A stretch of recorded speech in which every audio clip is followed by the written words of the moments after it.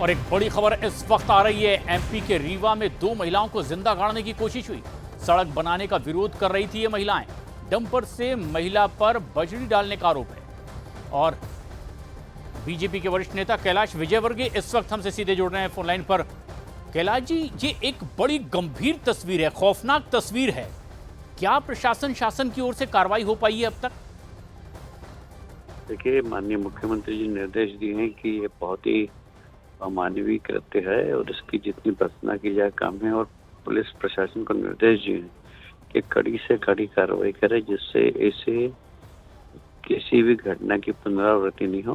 महिलाओं का सम्मान, महिलाओं की सुरक्षा ये सरकार की पहली जवाबदारी है और इसलिए इसके ये अक्षम्य अपराध है। इनको कड़ी से कड़ी सजा देने के निर्देश माननीय मुख्यमंत्री जी ने दिए।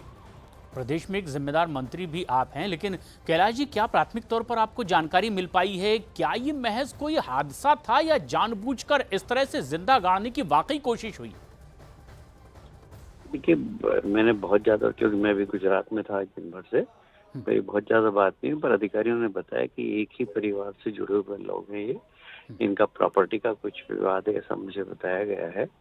पर हद होती है एक परिवार में भी अगर इस प्रकार की अमानवीय पहलू, तो बड़ा दुख होता है। क्योंकि ये सामाजिक परिवेश के बारे में भी हमको सोचना पड़ेगा कि लोग जमीन के लिए, पैसों के लिए इस प्रकार अपने परिवार की महिलाओं के साथ इतनी अभद्रता करें, ये तो बहुत ही सामाजिक विकृति है। जिन लोगों ने ये किया उन पर कार्रवाई की बात तो आप कर रहे हैं, लेकिन इस तरह की जब तस्वीरें जमाने के सामने जाती है तो आपको वाकई लगता है शासन प्रशासन की, प्रदेश की व्यवस्था की छवि भी बहुत खराब ऐसी तस्वीरों के जरिए होती है? देखिए, ये कोई सामान्य लॉ एंड ऑर्डर की घटना नहीं है, ये सामाजिक विकृति है ये।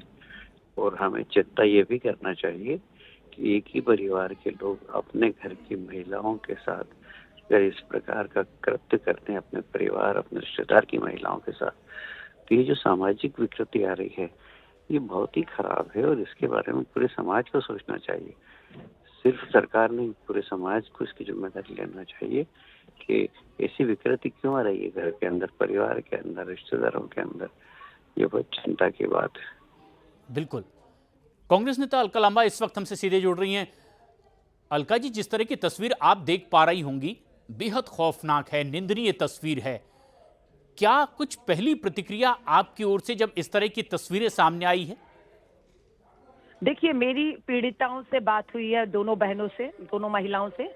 कल की ये घटना है सुबह 11 बजे की।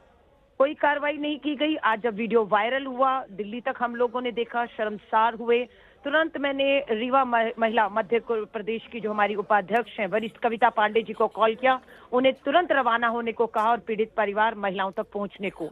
रात 9 बजे आज अभी हमारी महिला कांग्रेस की टीम पीड़ित परिवार के साथ, उन दोनों महिलाओं के साथ थी। मेरी वीडियो कॉल हुई है, मेरी बात हुई है उन दोनों से। और बिल्कुल ये सच है कि खौफ खत्म हो चुका है अपराधियों में। इतनी हिम्मत हो गई, अभी सुनने में आता था कि जमीन में गाड़ देंगे। यहाँ पर 2 महिलाओं को दिन दहाड़े जमीन में गाड़ने की हिम्मत मध्य प्रदेश के रीवा में दिखाई है दबंगों ने। और सबसे बड़ी बात है, कोई न्याय की उम्मीद आस नहीं है। पीड़िता अपने घर की हालत दिखा रही है। मैं वीडियो जारी करने वाली हूँ। जो दोनों पीड़िताओं से बात हुई है, कार्रवाई के नाम पर सिर्फ खोखली बातें हो रही हैं। अपराधियों पर तुरंत जेल भेजा जाए।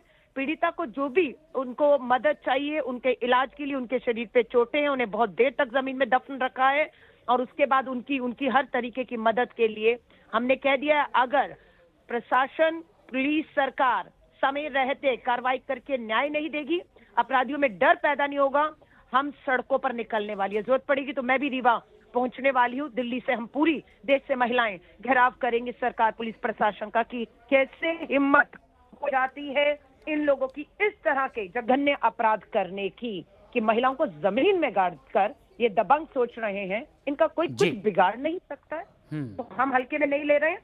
मुझे हमारे राष्ट्रीय महिला आयोग से भी हमने पत्र लिखा है, पूछा है, जवाब मांगा है कि वो अभी तक रीवा नहीं पहुंची। महिला कांग्रेस की टीम पीड़िता के घर पे बैठी है इस समय पर। हरकत में आए एसडीएम भी पहुंच गए और बोल रहे हैं हम मिलने आए हैं, हम पूछ रहे हैं क्या मदद चाहिए। घटना कल 11 बजे की है। 24 घंटे से अधिक तीसरा दिन शुरू हो जाएगा कल। और आप हमारे जाने के बाद वहाँ एसडीएम बैठ के पूछ रहे हैं, हम पूछने आए हैं क्या मदद चाहिए?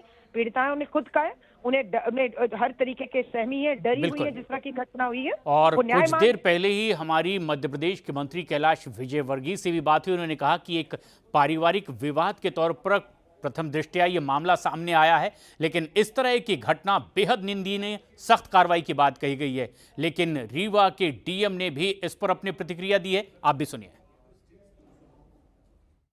के ऊपर प्रकरण पंजीबद्ध किया गया है और एक आरोपी की उसमें गिरफ्तारी भी हुई है। जो हाईवा था उसको जब्त किया गया है।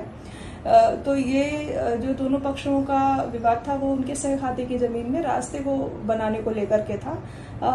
वर्तमान में जो है दोनों महिलाएं इस घटना में जो प्रभावित हुई हैं वो दोनों सुरक्षित हैं।